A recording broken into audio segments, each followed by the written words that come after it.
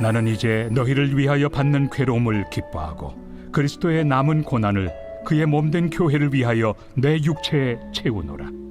내가 교회의 일꾼 된 것은 하나님이 너희를 위하여 내게 주신 직분을 따라 하나님의 말씀을 이루려 함이니라. 이 비밀은 만세와 만대로부터 감추어졌던 것인데 이제는 그의 성도들에게 나타났고 하나님이 그들로 하여금 이 비밀의 영광이 이방인 가운데 얼마나 풍성한지를 알게 하려 하심이라. 이 비밀은 너희 안에 계신 그리스도시니 곧 영광의 소망이니라. 우리가 그를 전파하여 각 사람을 권하고 모든 지혜로 각 사람을 가르침은 각 사람을 그리스도 안에서 완전한 자로 세우려 함이니 이를 위하여 나도 내 속에서 능력으로 역사하시는 이의 역사를 따라 힘을 다하여 수고하노라.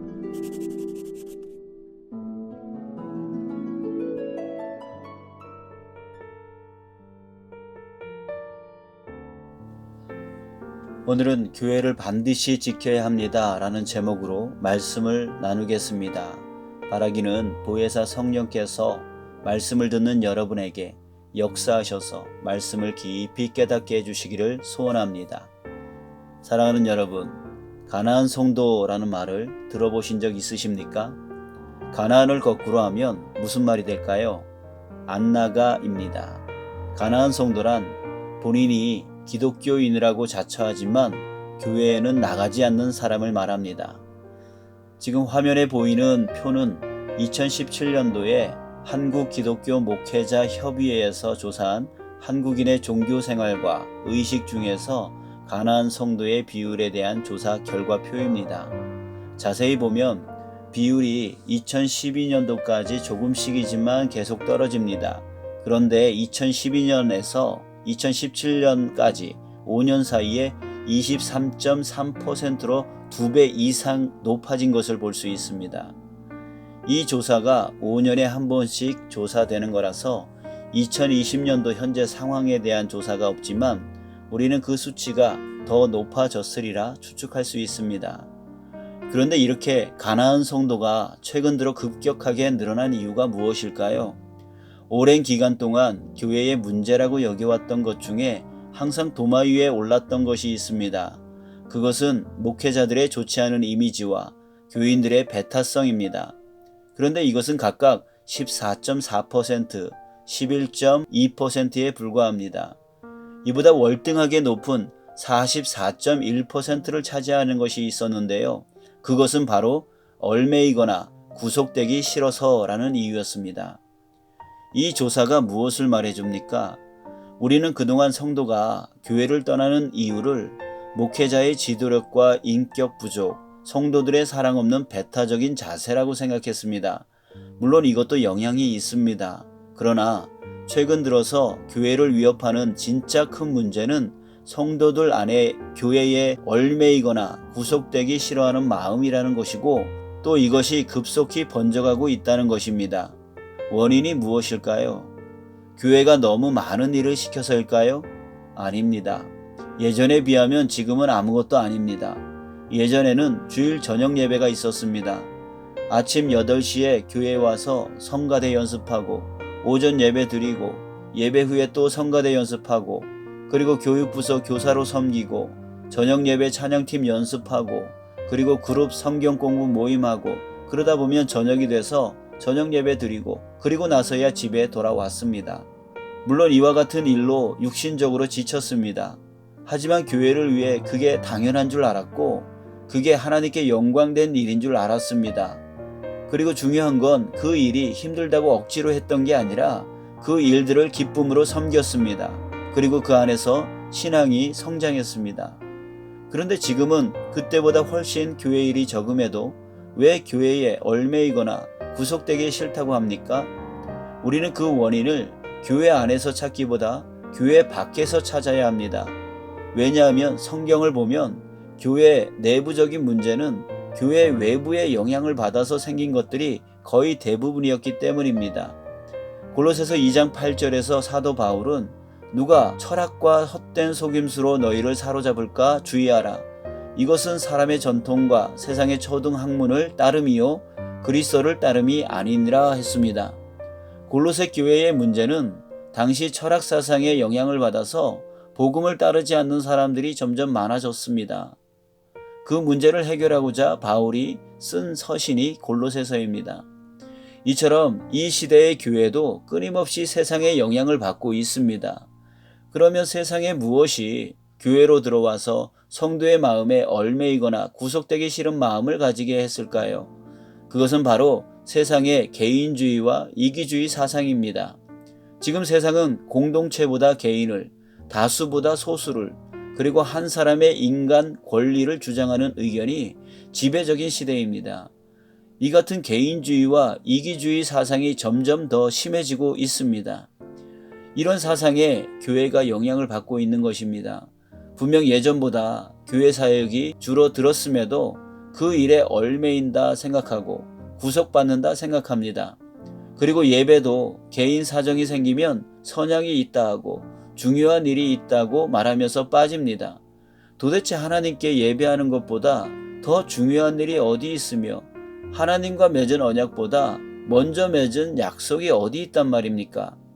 그러나 공동체보다 개인의 생각을 우선시 여기는 세상의 영향 때문에 점점 이와 같은 생각이 당연스레 여겨져 가고 있습니다. 그런데 문제는 우리 믿는 자들이 이런 세상의 영향을 잘 인식하지 못하고 있다는 겁니다.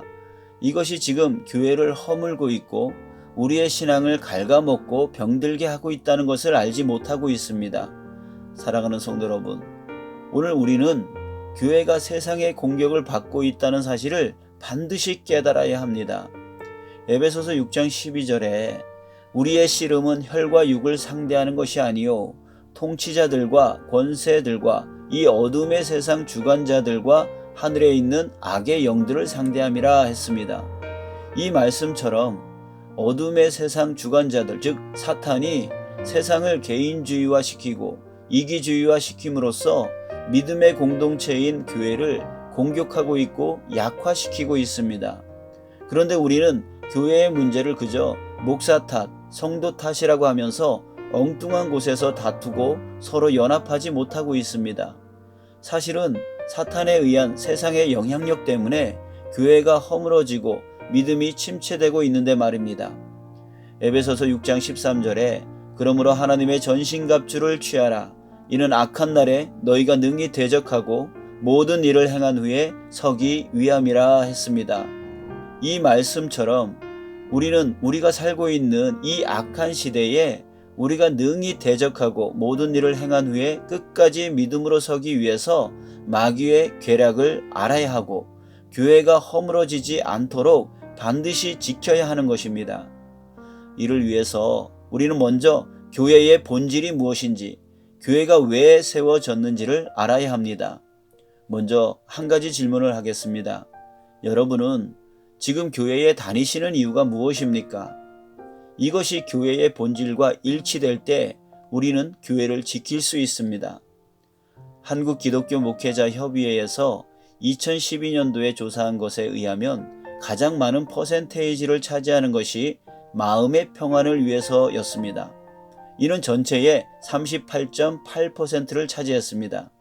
그런데 놀라운 것은 불교인이 절에 다니는 이유와 천주교인이 성당에 다니는 이유를 보면 마음의 평안을 위해서라는 대답이 기독교인들보다 높은 42.5%와 61.6%를 차지했습니다.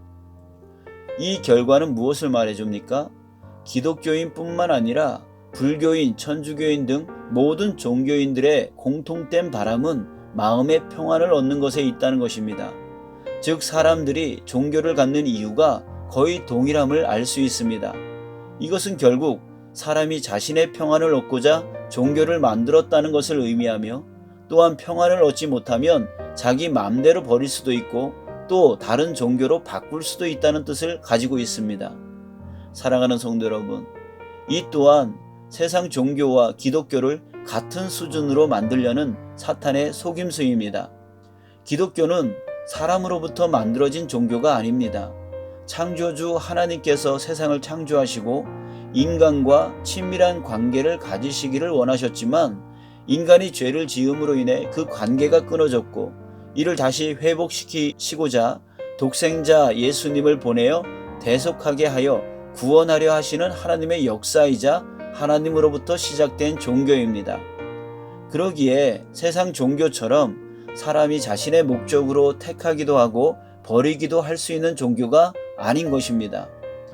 요한복음 15장 16절에서 예수님은 너희가 나를 택한 것이 아니요 내가 너희를 택하여 세웠나니 라고 말씀하셨습니다.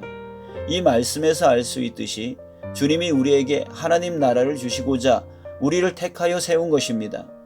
그러기에 세상 사람들과 같은 목적으로 신앙생활 해서는 안 됩니다.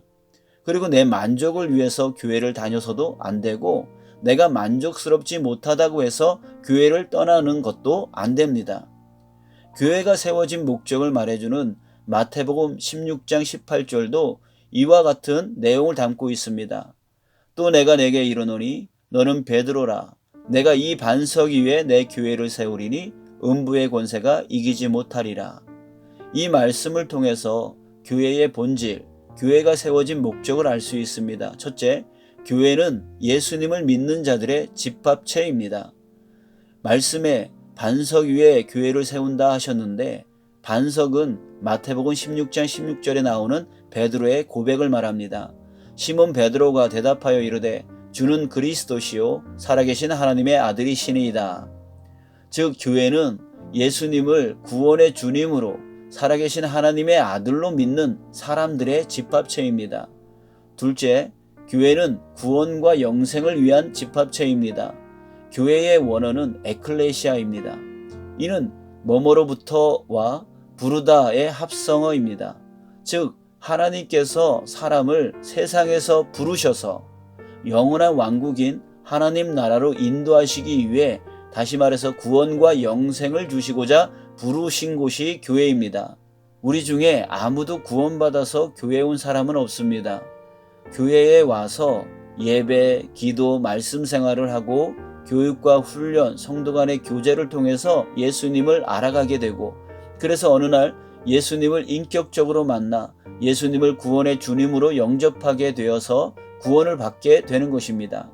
셋째, 교회의 주인은 예수님이시고 교회는 예수님의 몸입니다. 말씀에서 내 교회를 세우리니라 하셨습니다. 이처럼 교회의 주인은 예수님이십니다. 또 골로새서 1장 18절에 보면 그는 몸인 교회의 머리시라 라고 하셨습니다. 이처럼 교회는 예수님의 몸입니다. 교회의 주인이신 예수님이 교회의 머리로서 통치하시고 이끌어 나가십니다. 사람에 의해 움직이는 교회가 아니라는 뜻입니다. 넷째, 교회는 음부의 권세가 이기지 못하는 곳입니다. 말씀에 내 교회를 세우리니 음부의 권세가 이기지 못하리라 하셨습니다. 이는 교회의 주인이 예수님이기에 예수님께서 반드시 지켜주시겠다고 하신 약속을 의미합니다. 또한 교회 안에 있을 때에만 우리의 구원과 영생을 지킬 수 있다는 것을 의미하기도 합니다. 사랑하는 여러분, 지난번에 말씀드렸듯이 믿음은 혼자 지킬 수 없습니다. 동물의 왕국이라는 TV 프로그램을 보면 육식동물이 초식동물을 잡아먹을 때 제일 먼저 하는 일이 무리 가운데로 뛰어가서 무리를 흩어버리는 것입니다. 그래서 무리 중에서 떨어진 한 마리를 끝까지 쫓아가서 잡습니다. 어둠의 세상 주관자들이 왜 세상을 개인주의, 이기주의화 시키고 있습니까? 교회 공동체에 얽매이기 싫어하게, 구속되기 싫어하게 만들어서 무리 가운데서 벗어나게 하려는 계략인 것입니다. 다시 한번 교회의 본질과 목적을 정리해보면 교회는 세상 사람들의 공통된 바람인 마음의 평안을 얻기 위해 사람이 만든 곳이 아닙니다. 또한 사람의 개인 주장을 펼치는 곳도 아닙니다. 교회는 예수님을 믿는 자들의 집합체로서 예수님이 주인 되시는 곳이고 또한 하나님께서 세상에서 부르셔서 구원과 영생을 주시기 위해 세워진 곳입니다. 그리고 교회는 음부의 권세가 결코 이기지 못하는 곳으로서 교회 안에 있을 때 믿는 자는 구원과 영생을 지키며 안전하게 믿음을 지킬 수 있습니다. 사랑하는 성도 여러분, 이 땅의 교회는 분명 문제가 있습니다. 그 이유는 아직 완성된 교회가 아니기 때문입니다. 그러나 문제가 있다고 해서 교회를 소홀히 여겨서는 안 됩니다. 이 땅의 교회는 분명 부족한 부분이 있지만 예수님께서 우리의 구원과 영생을 지키기 위해 세워주신 은혜의 선물인 것입니다. 그러기에 우리는 교회가 얼매거나 구속한다고 생각해서는 안 됩니다. 하나님이 우리에게 말씀을 지키라고 명령하신 이유는 우리를 구속하기 위함이 아니요 우리를 복된 삶으로 인도하기 위함입니다. 그러기에 주님께서 교회를 세우신 목적도 결코 우리를 얼매거나 구속하기 위함이 아닙니다. 우리에게 구원과 영생을 주시기 위함이요 주님 오시는 날까지 지켜주시기 위함입니다. 골로새 교회에는 문제가 있었습니다. 사실 바울이 사역했던 모든 교회는 다 문제가 있었습니다. 하지만 오늘 본문 말씀을 한번 보십시오. 24절 나는 이제 너희를 위하여 받는 괴로움을 기뻐하고 그리스도의 남은 고난을 그리스도의 몸된 교회를 위하여 내 육체에 채우노라. 사도 바울은 그 문제 많은 교회를 비판하지 않았습니다. 오히려 그 교회를 위하여 자신을 그리스도의 남은 고난을 자신의 육체에 채운다고 하면서 헌신을 다짐합니다. 25절에 보면 내가 교회의 일꾼 된 것은 하나님이 너희를 위하여 내게 주신 직분을 따라 하나님의 말씀을 이루려 함이니라. 이 말씀을 통해 우리는 예수님이 우리를 교회로 부르신 목적을 한 가지 더 알 수 있습니다. 그것은 바로 부르심 받아 구원과 영생을 얻은 자를 통해 또 다른 사람들에게 구원과 영생을 얻게 하고자 교회의 일꾼으로 부르신 것입니다. 사랑하는 성도 여러분, 우리 기독교는 세상 사람들이 자신의 평안을 얻고자 만든 그런 종교가 아닙니다. 하나님으로부터 시작되었습니다. 교회도 마찬가지입니다. 교회는 우리 자신의 욕구를 채우고자 만들어진 곳이 아닙니다. 하나님께서 우리에게 구원과 영생을 주시고 그것을 지키게 하시고자 만드신 곳이 바로 교회입니다. 그런데 사탄은 세상에 개인주의와 이기주의 사상을 집어넣어서 교회가 마치 개인의 삶을 얽매이게 하고 구속하고 있다 생각하게 만들고 교회로부터 떨어지게 만들려 하고 있습니다. 우리는 사탄의 이 계략에 넘어가서는 안 됩니다. 교회의 본질과 교회가 세워진 목적을 정확히 알고 그것을 놓치지 않도록 항상 깨어 있어야 합니다. 그리고 우리는 우리의 마음의 생각을 쫓아가서는 안 됩니다. 우리의 마음은 너무나 연약해서 상황과 환경에 따라 생각과 감정이 쉽게 오르락내리락하고 조금만 알면 교만해지고 조금만 모르면 열등의식 속에 빠집니다. 그러기에 우리는 이전이나 지금이나 앞으로나 변함없는 것, 그것을 진리라고 말하는데 그 진리를 쫓아가야 합니다. 그 진리는 바로 예수님이시고 또 그 입에서 나온 말씀입니다. 그러기에 모든 삶 안에서 진리의 말씀을 기준 삼아서 옳고 그름을 판단할 수 있어야 합니다. 진리의 말씀을 쫓아갈 때 우리는 사탄의 모든 계략을 능히 이길 수 있습니다. 사랑하는 여러분, 지금 시대에 우리를 공격하는 사탄의 계략인 개인주의, 이기주의에 항상 조심하시고 주님이 말씀하신 것 같이 항상 사랑하며 항상 나누며 항상 격려하는 저와 여러분 되기를 축복합니다. 그래서 우리에게 구원과 영생을 주시기 위해 세우신 이 교회를 세상으로부터 지켜나가는 우리 모두가 되기를 축복합니다. 여러분, 한 주간 다음 찬양을 들으시면서 우리 교회와 한국의 모든 교회, 세계의 모든 교회가 이런 교회 되기를 위해 기도해 주시길 바랍니다. 사랑하고 축복합니다.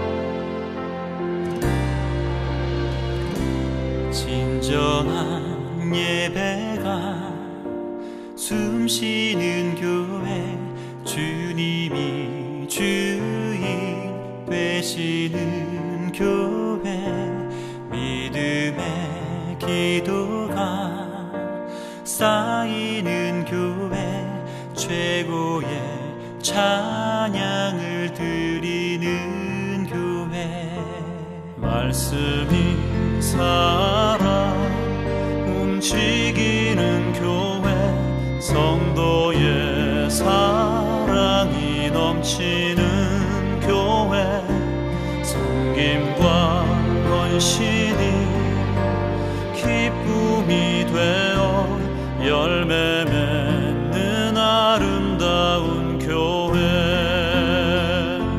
주님의 마음 닮아서 이웃을 사랑하는 교회 주님의 영광을 위해서 빛 되신 주님 전하는 교회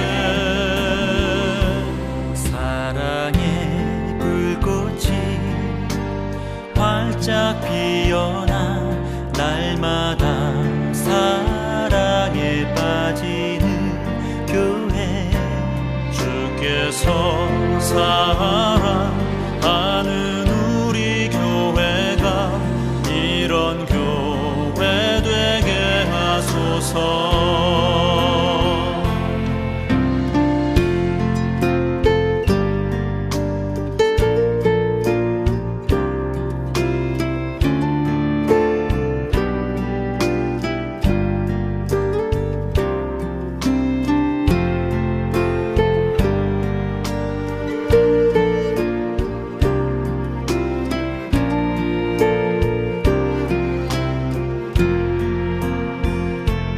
말씀이 살아 움직이는 교회 성도의 사랑이 넘치는 교회 섬김과 헌신이 기쁨이 되어 열매 맺는 아름다운 교회 주님의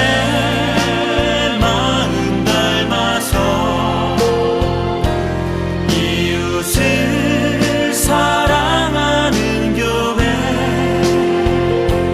주님의 영광을 위해서 빛 되신 주님 전하는 교회 주께서 사랑하는 우리 교회가 이런 교회 되게 하소서 주님의 마음 닮아서 이웃을 사랑하는 교회 주님의 영광을 위해서 빛 되신 주님 전하는 교회 사랑의 불꽃이 활짝 피어나 날마다 사랑에 빠지는 교회 주께서 사랑하는 우리 교회가 이런 교회 되게 하소서 주께서 사랑하는 우리 교회가 이런 교회 되게 하소서 이런 교회 되게 하소서 이런 교회 되게 하소서